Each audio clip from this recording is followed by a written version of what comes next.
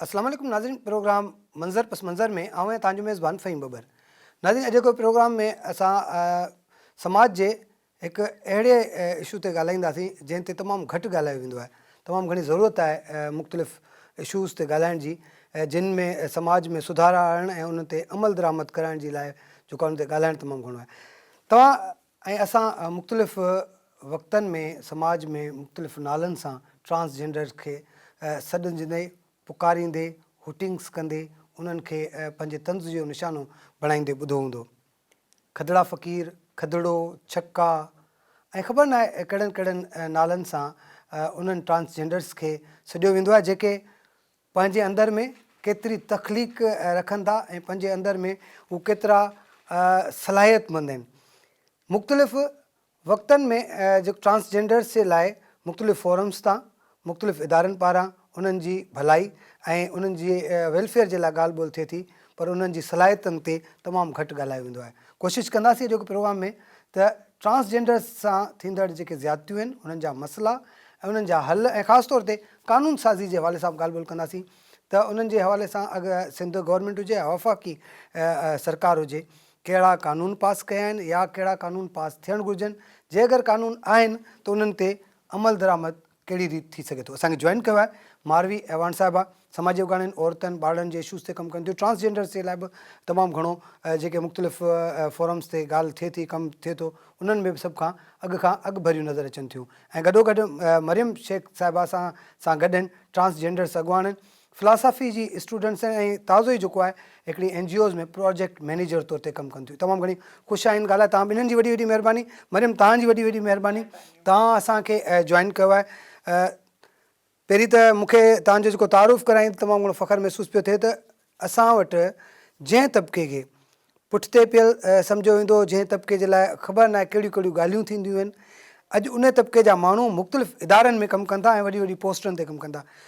तव्हांखे हिकु भेरो वरी भलीकार चवंदा। आउं तव्हांखे सिर्फ़ु इहो पुछंदुसि त ट्रांसजेंडर्स जेको चऊं था, असां खदड़ा फ़क़ीर चऊं था, डेफिनेशन छा आहे उनजी? थैंक यू सो मच अदा फॉर इनवाइटिंग मी इन मंज़र पसे मंज़र। बहुत TRP प्रोग्राम है ये, और यहाँ पर बैठकर मैं समझती हूँ कि चीज़ों को रिवील करना, चीज़ों को डिफ़ाइन करना एक बहुत अच्छा इम्पैक्ट जाएगा उन देखने वालों के लिए जो इस प्रोग्राम को एक इंटेलेक्चुअल व्यू के अंदर देखते हैं। आप मुझसे सवाल कर रहे हैं कि बल्कि आपने अपनी ही कॉन्वर्सेशन में बताया कि ट्रांसजेंडर तो फिर भी एक बहुत बड़ा फजीलत वाला वर्ड है।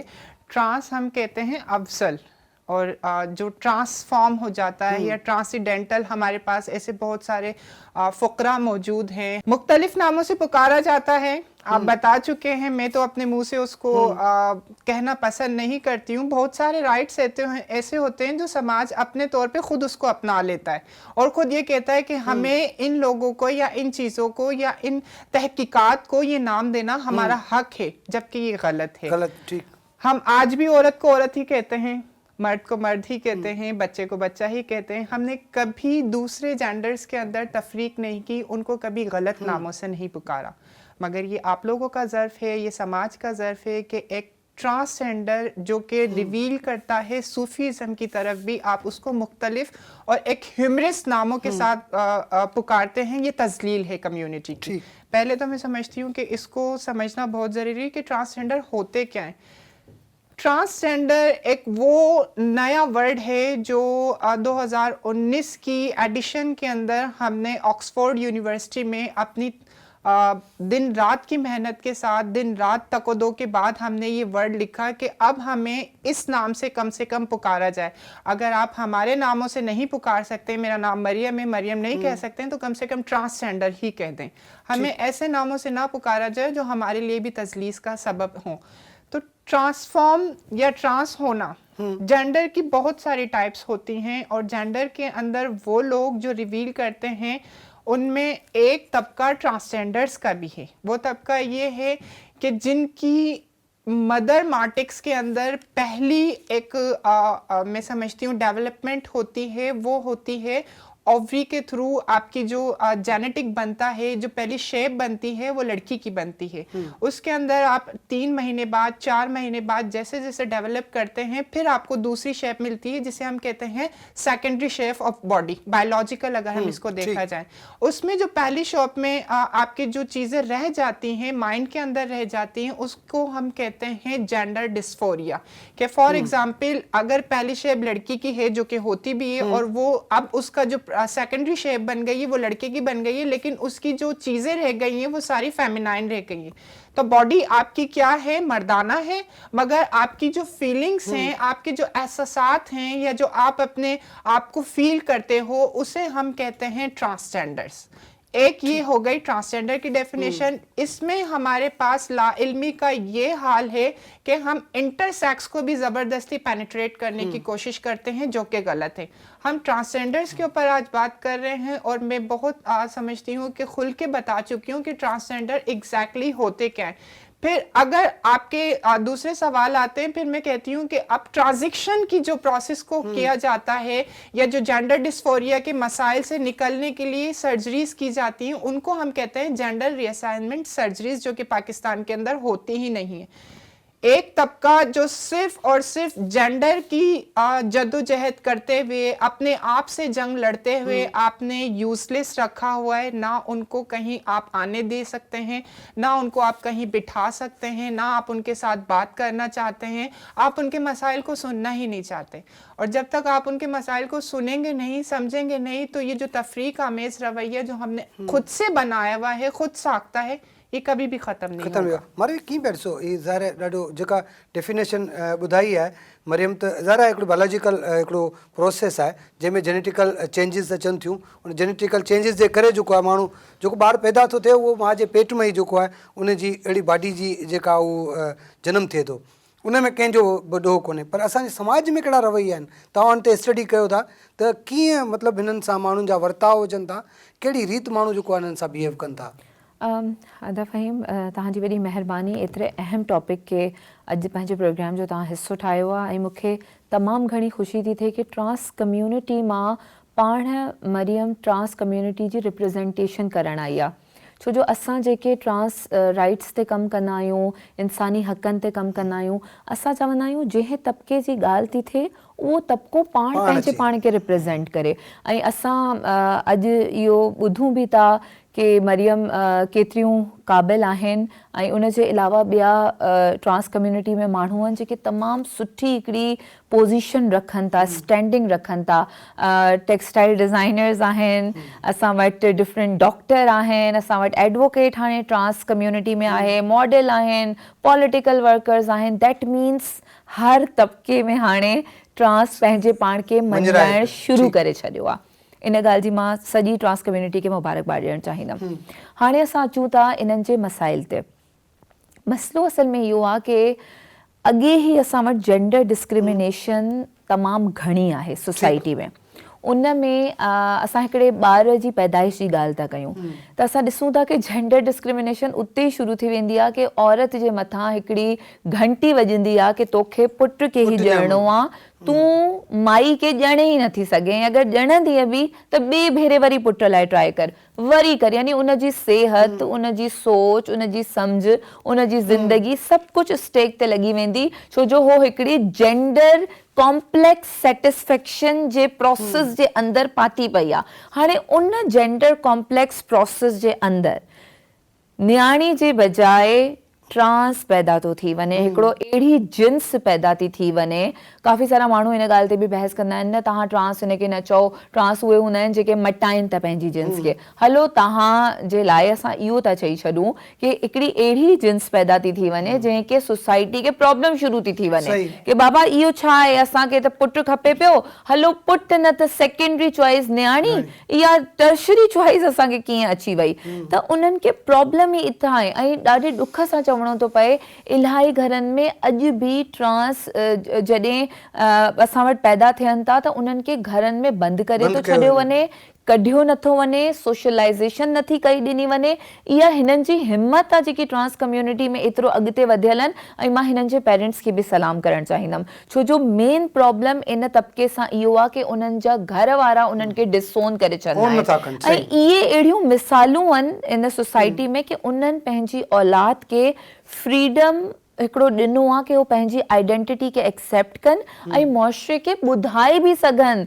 छो जो जेको हाइड करण जो आहे उहो हिकिड़ो वॾो प्रेशर हूंदो आहे। इलाही ट्रांस असां ॾिठा आहिनि जेके तमामु घणा हिकिड़े डिप्रेशन वारी सिचुएशन में हलिया वेंदा आहिनि, स्ट्रेस में हूंदा आहिनि, छो जो उहे अलाउ उन्हनि खे न हूंदो आहे पंहिंजी आइडेंटिटी ज़ाहिर करण जे। इवन मां अहिड़े ट्रांस कम्युनिटीज़ जे माण्हुनि खे बि सुञाणींदी आहे जेके ॾींहं में जेके उन्हनि जा घर वारनि खे पसंदि आहे उहो रूप कंदा आहिनि ऐं बाद में जॾहिं उन्हनि जो जेको असली रूप आहे उनखे उहो कंदा आहिनि। हाणे तव्हां ॾिसो कि हिकिड़ो आइडेंटिटी क्राइसिस आहे, तव्हां खां मूंखां को असांजी आइडेंटिटी खसे वठे, असां हिकिड़ो लम्हो नथा गुज़ारे सघूं पंहिंजी आइडेंटिटी। त हिकिड़ो उन्हनि खे इन दुनिया में जनम वठण सां ई चैलेंजिस जो ढेर अची वियो आहे। ॿियो हाणे रवैया तमामु घणा सख़्तु रवैया, ऐं उनजे अलावा जीअं मां त चवंदी आहियां कि जेके ट्रांस आहिनि उहे घणो पंहिंजे पाण खे औरत सां शबी था ॾियनि ऐं औरत पंहिंजे पाण खे कहलाइण शी मेल करे पसंदि था कनि।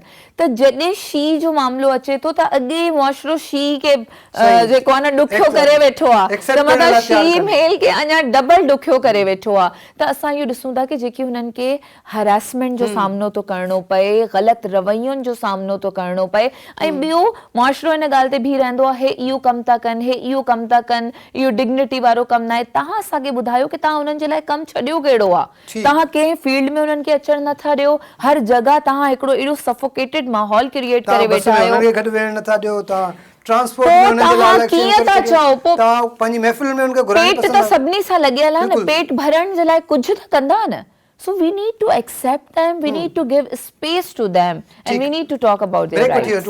ब्रेक वठी कंटिन्यू में नाज़रीन ॻाल्हि ॿोल जो सिलसिलो जारी आहे, वठंदा शॉर्ट कमर्शियल ब्रेक।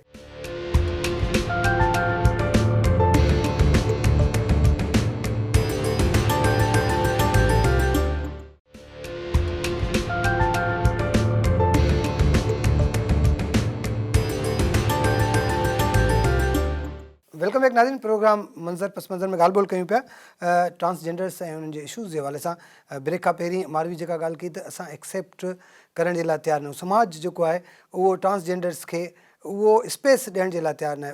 जेतोणीकि जो अॼु जो जेको ट्रांस आहे उहो तमामु घणो एक्टिव आहे ऐं उन जेको आहे समाज जे मुख़्तलिफ़ हंधनि में, मुख़्तलिफ़ शोबनि में, मुख़्तलिफ़ जेके जायूं आहिनि जिते जहिड़ी रीति ॿिया मर्द ऐं औरतूं कमु करे रहिया आहिनि ऐं पंहिंजो नालो कमाए रहिया आहिनि, ट्रांसजेंडर्स बि जेको आहे उन्हनि फील्ड्स में कमु कनि पिया। त मरियम, मुख़्तलिफ़ जेके जहिड़ी रीति असां तव्हांजो मूरत मार्च हो उसमें भी हमने देखा कि बहुत सारे वहाँ पर ट्रांसजेंडर्स से मेरी मुलाकात भी हुई। काफ़ी वो स्टूडेंट्स हैं, यूनिवर्सिटी में तालीम ले रहे हैं, कुछ जो है मुख्तलिफ इदारों में काम करें। तो आप बताएं कि सलाहियतों के हिसाब से कितनी सलाहियतें हैं ट्रांस में? देखें, मैं ये कहती हूँ कि सलाहियतें किसी की मीरास नहीं है। ठीक है, आप उसको स्पेसिफाई ना करें किसी जेंडर के साथ। एक काबिल जो है वो भी हो सकता है जो पर्सन विथ डिसेबिलिटी है, एक काबिल मर्द भी हो सकता है, एक काबिल औरत भी हो सकती है। अगर हम थोड़ा सा रिलीजियस पॉइंट ऑफ व्यू से यहाँ पर देख लें तो हमारी जो सबसे बेस्ट डोमिनेटर रही हैं वो हिंद रही हैं और वो उमर के ज़माने के अंदर रही हैं, उनको काउंटर करती रही हैं। ठीक है, इसी तरह अगर हम देख लें कि मैं आपके सामने मौजूद हूँ या ट्रांसजेंडर कम्युनिटी को, जो कि मारवी ने बताया भी कि शी तो हमारे लिए वैसे ही एक प्रॉब्लम है, और एक जो औरत बच्चा नहीं पैदा कर सकती उसके लिए ही इतना स्टिग्मा है, उसके जेंडर के ऊपर भी हम जो है ना क्वेश्चंस उठाना शुरू कर देते हैं। एक मर्द के ऊपर अगर उसमें वो नहीं है सलाहियतें तो उसके ऊपर इवन वो ट्रांस नहीं है मगर मुआशरे ने बहुत सारा ऐसा लुबादा ओढ़ा हुआ है जिसमें वो बहुत सारी चीज़ें खुद से डिसाइड करता है। उनको काउंटर करने की ज़रूरत है और मैं समझती हूँ आहिस्ता आहिस्ता ऐसे प्रोग्राम के थ्रू हो भी रही है। वो सलाहियत सलाहियतें बिल्कुल हैं। अकल देखें, दिमाग का जो साइज है वो एक औरत का भी वही है, एक मर्द सबका का एक भी जैसा, वही ठीक है है। और एक ट्रांस का भी वही है। मैं यहाँ पर्सन विद डिसेबिलिटी की भी बात करूंगी, ठीक है। तो वहाँ पर आप अगर वो कोई काम करते हैं या वो कोई ऐसा मतलब समाज की बेहतरी के लिए कोई वीडियो बना लेते हैं या कुछ भी कर लेते हैं, तो उसके अंदर हमें बजाय ये देखने के कि किसने बनाई है, हमें ये देखना चाहिए कि बनाया क्या है, कितना जबरदस्त है। अब मूरत मार्च की मैं आपसे मिसाल लेती हूँ कि एक बहुत बड़ा इनिशिएटिव था कम्युनिटी के लिए जो यहाँ पर ऑर्गेनाइज किया। वहाँ पर उनकी डिमांड्स, उसका जो बैनर आप देखते हैं कि वो इतना जबरदस्त आर्टिस्टिक बैनर है। तो ये ऐसी बहुत सारी टैलेंट है वहाँ पर। हमारे बहुत सारे बच्चे ऐसे भी जाए यूनिवर्सिटीज में तालीम हासिल कर रहे हैं, और अगर आप उनका ग्रेड जाकर देखेंगे, उनकी जीपीज जाके देखेंगे, तो वो दूसरे जो बच्चे उनसे बहुत हाई है।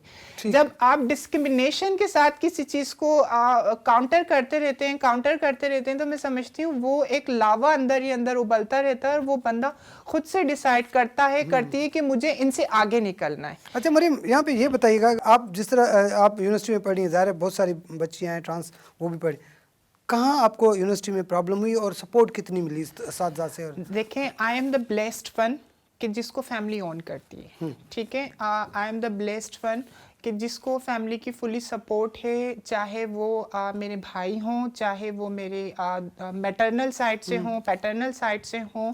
मगर ये सारी चीज़ें हर ट्रांस के लिए नहीं है। कल भी सनास कम्युनिटी सेंटर की तरफ से ट्रांस सवाल कर रहे थे कि जॉब्स, तो कहा गया आगे से कि आप पढ़ना अव्वल तो ये पढ़ना सबसे पहली बात है कि फाइनेंस से होता है। जब आप, जैसे मारवी ने कहा कि आप उनका फाइनेंस स्ट्रांग नहीं करेंगे तो वो तालीम की तरफ कैसे आ सकते हैं।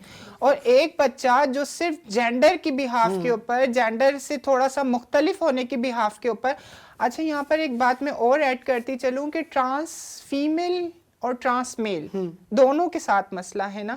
अगर ऐसी बच्ची हमारे यहाँ पैदा हो जाती है कि जो अपने आप को लड़का आइडेंटिफाई करती है, उसके लिए भी बड़ा मसला है। ये सिर्फ उस बच्चे के लिए मसला नहीं है जो अपने आप को फीमेल आइडेंटिफाई कर रहा है। मेरे साथ यूनिवर्सिटी में ऐसी बच्चियां पढ़ती रही हैं, सो इट वाज वेरी कॉन्ट्राडिक्शरी, ठीक है। तो वहां पर ऐसे दोनों जेंडर्स के लिए बड़ा मसला है, ट्रांस मेल के लिए भी और ट्रांस फीमेल के लिए भी।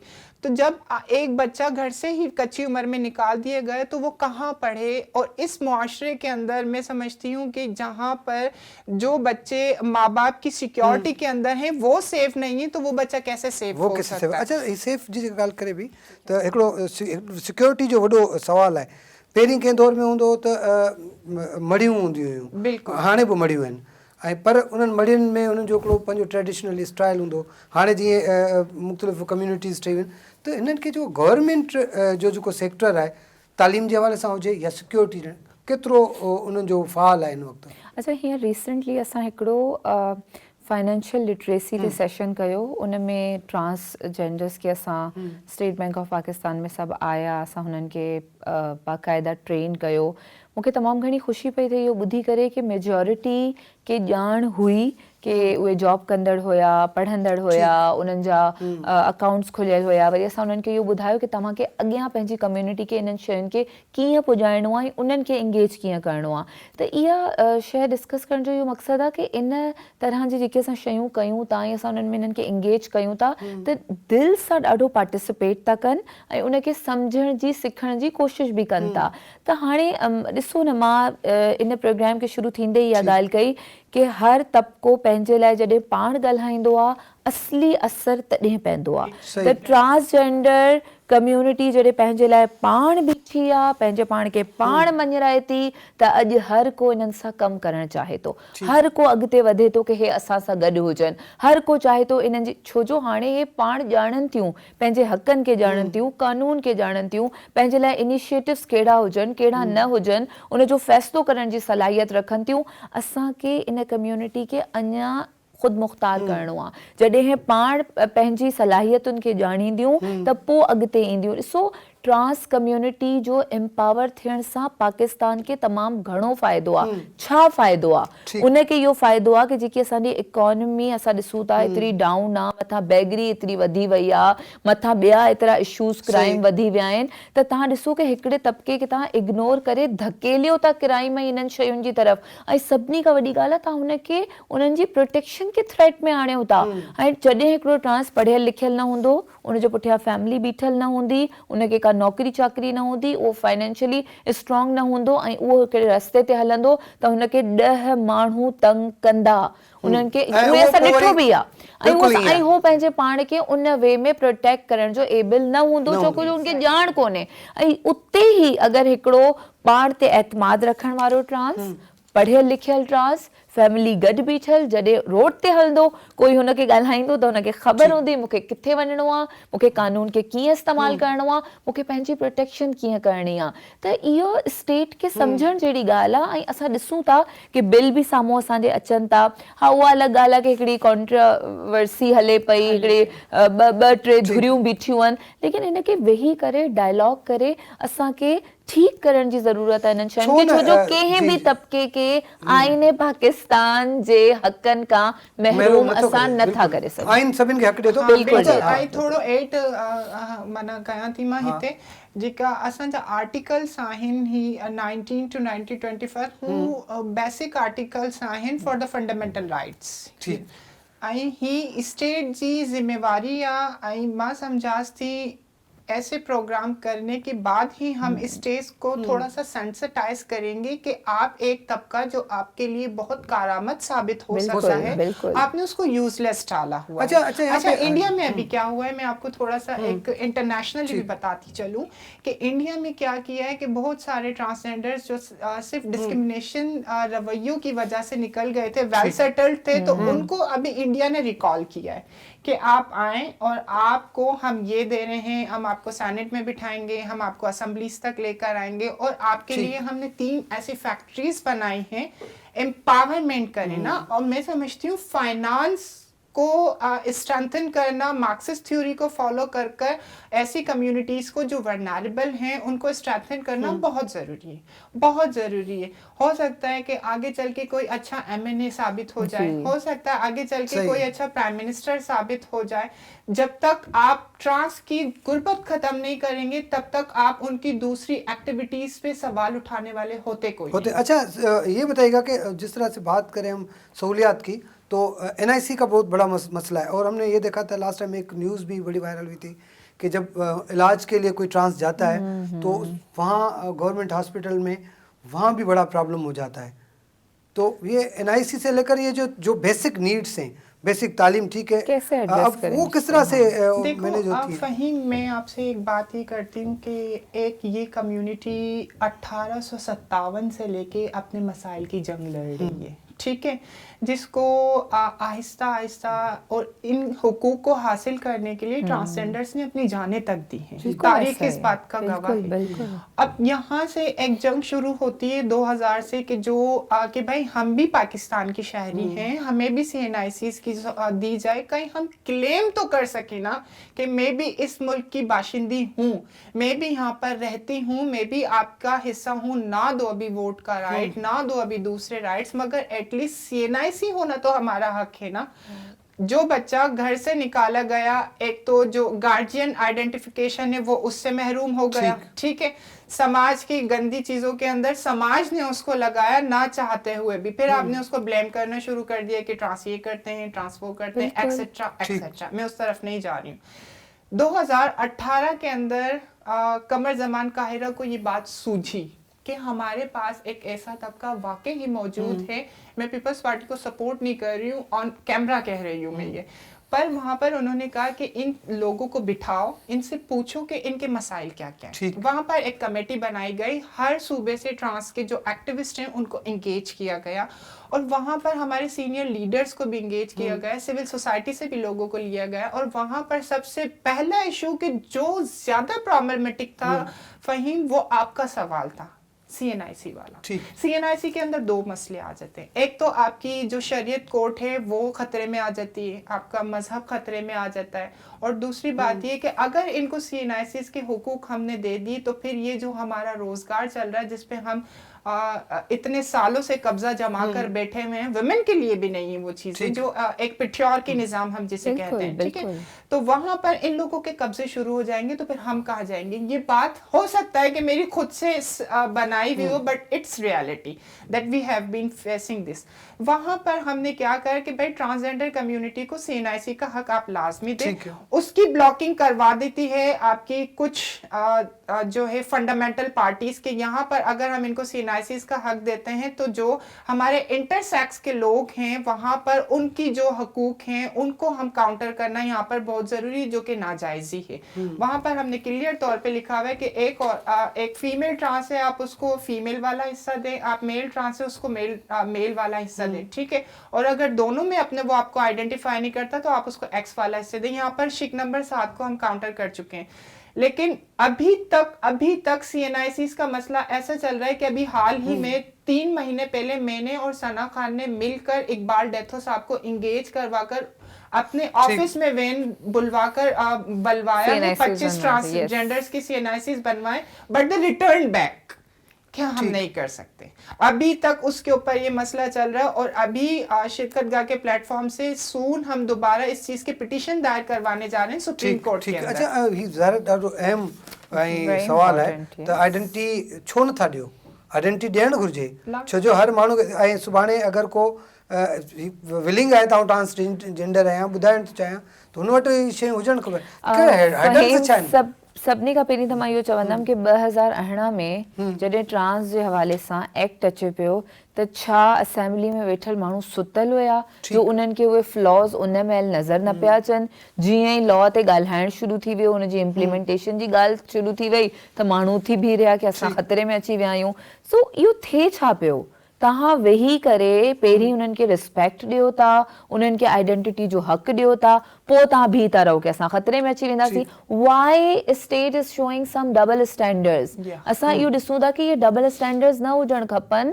तव्हां वेही करे प्रॉपर इन जो सोल्यूशन कढो।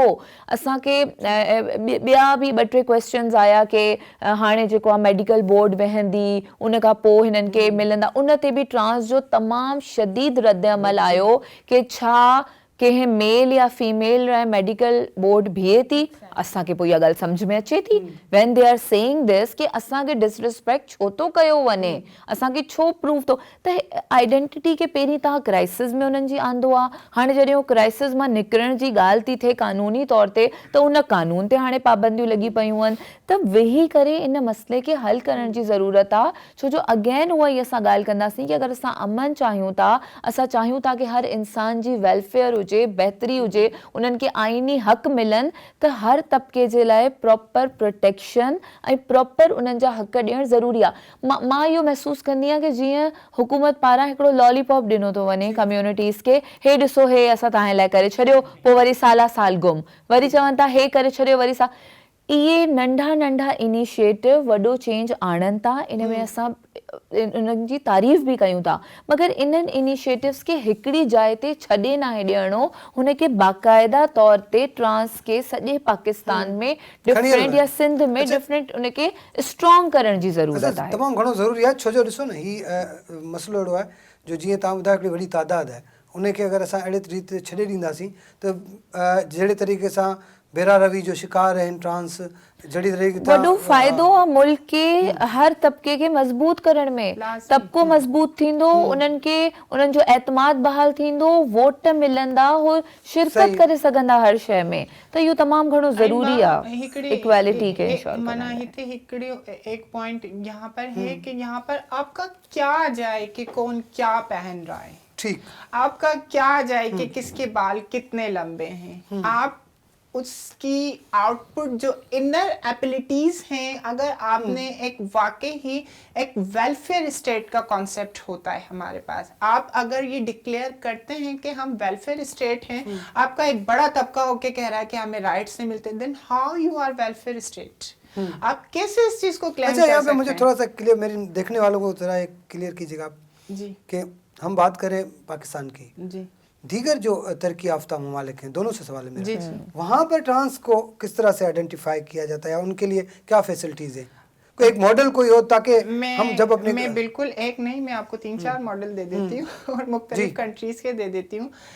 یورپ کے اندر ایسا ہے کہ ٹرانسجینڈر اپنے کارڈ کے اوپر فیمیل ہی لکھواتے ہیں. اگر آپ اپنے آپ کو فیمیل آئیڈینٹیفائی کر رہے ہیں تو آپ کے تمام تر رائٹس وہی ہیں جو ایک فیمیل کے، ٹھیک ہے.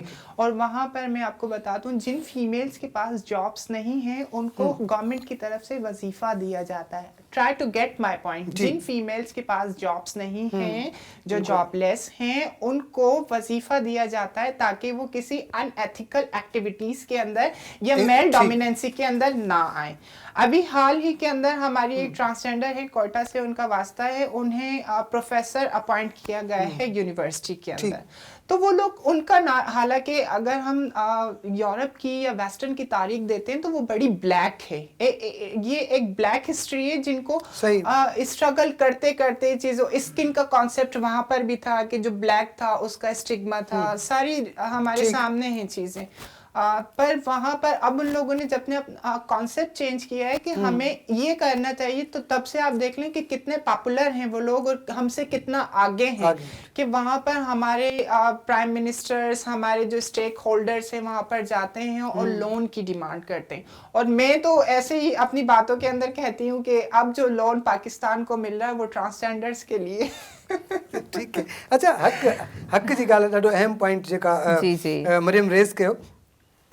जीअं औरत असां वटि जेको समाज ऐं जेको शरीअनि जेको आहे त भई हिकिड़ो औरत जो हिकिड़ो पंहिंजो विरासत में हक़ आहे, ठीकु आहे, मर्द जो पंहिंजो हक़ आहे, भाउ खे भेण खे हिकिड़ो. हाणे जॾहिं इन ॻाल्हि ते अचूं था त हिते बि ट्रांस जो हक़ मारियो वञे थो. ज़ाहिर आहे उन जॾहिं शनाख्ती कार्ड ई कोन्हे ऐं उनखे हिकिड़ो घरनि मां कढियो ॾिसो तव्हां हिकु त घरनि में ज़ोरी लिकाए रखियो थो वञे, प्रेशर तो ॾिनो वञे साइकोलॉजिकली कि तव्हांखे पंहिंजी आइडेंटिटी नाहे रिवील करणी. उन खां पोइ तव्हांखे अहिड़ी कंडीशंस में रखियो थो वञे कि तव्हां मजबूर था थी वञो अहिड़ी शइ का करण ते जंहिंसां तव्हां गैरत जे नाले ते उन्हनि जा क़त्ल भी करे छॾो था. छो जो असां जॾहिं ट्रांस तबके जी ॻाल्हि था कयूं त सभिनी खां पहिरियों मेजॉरिटी ऑफ ट्रांस जे लाइ उन्हनि जो पंहिंजो घर ख़तरो हूंदो आहे, उन खां पोइ ॿाहिरि जी दुनिया ख़तरो आहे. ऐं जॾहिं घरां कढी थो छॾियो वञे, मूंखे यादि आहे 2014 में 13-14 में हिकिड़ी ट्रांस सां मुंहिंजी मुलाक़ात थी हुई कंहिं बाज़ार में, मार्केट्स में ई मिलंदा हुयासीं पहिरीं त असां.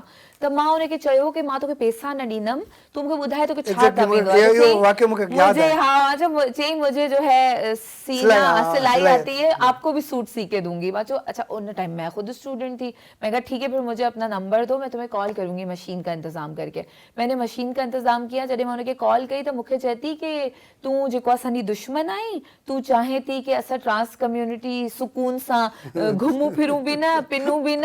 ऐं तूं, मां चयो भाई अच भला तू. मैंने कहा तुम जिस जगह पे मुझे बुलाओगी मैं आऊंगी. उसने जहां बुलाया मैं वहां गई. मैंने उसको मशीन दी, सर पे भी उसने हाथ रख के दुआएं भी दी, मोहब्बत भी दी, सीके भी दिया छोटा सा. सो दिस इज हाउ एक हमने लव शेयर किया, एक इकोनॉमिक एम्पावरमेंट की तरफ. एक पहला कदम मैंने अपनी जिंदगी में एक ट्रांस दोस्त को दिया. मैं तो दोस्त ही रहूंगी ना उसको. सो दिस इज हाउ हम आगे बढ़ते गए. फिर सबसे ज्यादा जो कंडीशंस, अब देखें, एक तो हम कह रहे हैं कि ट्रांस के लिए मुश्किल हालात हैं, लेकिन जब मुल्क पे ज्यादा मुश्किल हालात आते हैं कोविड की सूरत में और फ्लड की सूरत में, तो ट्रांस और ज्यादा वल्नरेबल हो जाता है. और इस तरह के तबके बहुत ज्यादा जो ज्यादा अटैच्ड हम हुए हैं, That was the time कि हमें फील हुआ कि वो तो अपने घर के किराए, एक तो घर नहीं उनके पास, 4-5 ने मिलके घर लिया हुआ है, किराया भी नहीं दे सकते, राशन नहीं, डब्बे खाली उनके बावर्ची खाने के अंदर. बिल्कुल ऐसे ही हुआ था, बड़ी मुश्किल हालात. सबसे पहले तो फहीम, और एक और चीज कि जब हम कानून की बात करते हैं, ये छोटा सा और बहुत इंपॉर्टेंट पॉइंट है, हम हमेशा बात करते हैं कानून ये होगा आने वाले ट्रांस के लिए, लेकिन अभी जो ट्रांस ओल्ड एज हो गए हैं, जो बेचारे कमा भी नहीं सकते, उनके लिए शेल्टर होम्स कहाँ है, उनके लिए प्रॉपर कोई वजीफा कहाँ है, उनको भी तो गवर्नमेंट ने ओन करना है, उनको तो नहीं छोड़ देना है हमने. सो दिस इज हाउ हमें प्रॉपर पास्ट, फ्यूचर, प्रेजेंट सबको मिला के स्ट्रेटेजी बनाने की जरूरत है. अच्छा, आखिरी टाइम बिल्कुल खत्म होने जा रहा है. मरियम, आखिर में है कि एक कोई स्टेटिक्स है इस वक्त, अगर हम पाकिस्तान की बात करें, सिंध की, या हम हैदराबाद की बात करें, कि कितने ट्रांस हैं और उनको किसी एक जगह पे रजिस्टर वगैरह किया गया है? देखिए मेरी सीबीओ के थ्रू हैदराबाद के अंदर ट्रांस जब ट्रांस के ऊपर काम करते हैं ना, तो वो ट्रांस जैसे मारवी ने कहा जो अपनी आइडेंटिटी को छुपा कर भी रह रहे हैं, तो वो ट्रांस के सामने रिवील होते हैं। ठीक है। मैं जो आपको नंबर बताऊंगी ट्रांस का, वो हो सकता है कि आईबीबीएस का सर्वे उसको काउंटर करे कि मरियम ने ऑन एयर बेड की बात की है, इतनी तादाद नहीं, मगर मैं आईबीबीएस के सर्वे को काउंटर करती हूँ कि क्या आपका 2017 वाला सर्वे वैलिड था, क्या आपका 2021 वाला सर्वे वैलिड था, या जो अब आपने जो है सर्वे किया है और जो क्वांटिटी आप मुझे बता रहे हैं वो तो मैं उसको काउंटर करूंगी। उसकी मेन वजह ये है कि रिप्रेजेंटेटिव आपने ट्रांस को रखा है नहीं। कोई क्यों ऐसा बंदा आपके सामने आकर कहेगा कि मैं ट्रांस हूँ, जिसको फैमिली की तरफ से मना किया गया है कि हम आपको घर से निकाल देंगे, हम आपको ये कर देंगे, वो थ्रेट्स हैं उसके लिए, आ जाएगा। वो क्यों करेगा ऐसा? मगर मैं जाऊंगी या मेरी कम्युनिटी से कोई जाएगा तो वो बताएगा कि मैं आप लोगों के अंदर हूँ। बहुत शुक्रिया मरियम आपका, मारवी तव्हांजी वॾी वॾी महिरबानी। नाज़रीन तव्हां ॻाल्हि ॿोल ॿुधी, तमामु अहम टॉपिक ते असां ॻाल्हि ॿोल कई त ट्रांसजेंडर्स, ख्वाजा सरा, खदड़ा फ़क़ीर, हीअ असांजे समाज जो उहो अहम हिसो आहे जंहिं ते न सिर्फ़ु उन ते तवजो ॾिजे, पर उन्हनि जा मसइला बि जेको आहे तरजीही बुनियादनि ते हल कया वञनि, उन्हनि खे शेल्टर मिलणु घुरिजे। तालीम जे मैदान में जीअं मूं पहिरीं बि ॻाल्हि कई त मुख़्तलिफ़ तालीमी इदारनि में ट्रांस जेको आहे न सिर्फ़ु तालीम पिराए रहिया आहिनि, सुठनि नंबरनि ते पास बि थियनि था, मुख़्तलिफ़ इदारनि में बि कमु करे रहिया आहिनि। उनखां अलावा जेको मेन इशू जेको साम्हूं आयो आहे उन्हनि जे हिकिड़ो त शिनाख्ती कार्ड जेको आहे ठहिणु उन जे लाइ वॾो मसइलो आहे, जंहिंजे करे न उन्हनि खे शरई क़ानूनी तौर ते जेको आहे विरासत में हक़ु मिले थो, न ई वरी उहे किथे नौकिरी जे लाइ वञनि था त सरकारी इदारनि में नौकिरी वठी सघनि था। ऐं सरकारी इदारनि में जेको सैकड़ो 200 जी ॻाल्हि थिए थी, उन ते बि अमल दरामद थींदो नज़र नथो अचे। नतीजे में उहे ट्रांसजेंडर्स जेके सफ़ा जेको आहे ॾुतड़ियल हुजनि था, सफ़ा निंधड़का हुजनि था, पोइ उन्हनि मां के सेक्स वर्कर थी वञनि था, उन्हनि मां के रोडनि ते पिननि था, उन्हनि मां के जेको धोलड़ियूं खणी घरनि में लाग वठनि था, ऐं उहे सॼी हयाती पंहिंजी जेको आहे अहिड़ी रीति गुज़ारे छॾीनि था। ऐं न असांजे हुकूमत वटि, न असांजी रियासत वटि, न वरी असांजे समाज में अहिड़े क़िस्म जी का सहूलियत, अहिड़े क़िस्म जो को इदारो मौजूदु आहे जेको इन्हनि ट्रांसजेंडर्स, इन्हनि ख्वाजा सराहनि खे जेको आहे को तहफ़ुज़ ॾिए, को अहिड़ो तहफ़ुज़ ॾिए त जीअं उन्हनि जा आख़िरी जा जेके ॾिहाड़ आहिनि, जेके अगरि पीरसनी वारा ॾींहं आहिनि, उहे सही नमूने सां गुज़ारे सघनि।